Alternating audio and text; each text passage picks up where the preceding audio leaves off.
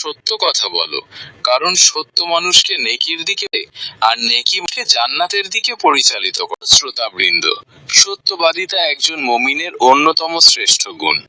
মানুষ ভুল করতে পারে, কিন্তু একজন প্রকৃত মুমিন কখনো ইচ্ছাকৃতভাবে মিথ্যার আশ্রয় নেয় না।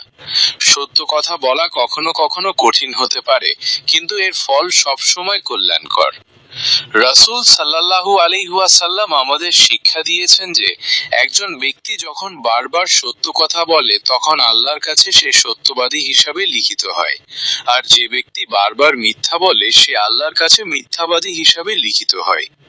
আজকের যুগে অনেক মানুষ সাময়িক লাভের জন্য মিথ্যার আশ্রয় নেয়, কিন্তু মিথ্যা হয়তো কিছু সময়ের জন্য উপকার দিতে পারে, তবে শেষ পর্যন্ত তা লজ্জা, ক্ষতি ও অনুতাপের কারণ হয়। অন্যদিকে সত্যবাদিতা মানুষের সম্মান বৃদ্ধি করে এবং আল্লাহর সন্তুষ্টি অর্জনের পথ খুলে দেয়। আসুন আমরা জীবনের প্রতিটি ক্ষেত্রে সত্যকে আঁকড়ে ধরি, সততার সাথে চলি এবং আল্লাহর সন্তুষ্টি অর্জনের চেষ্টা করি। আল্লাহ তাআলা আমাদের সবাইকে সত্যবাদী হওয়ার তৌফিক দান করুন। আমিন।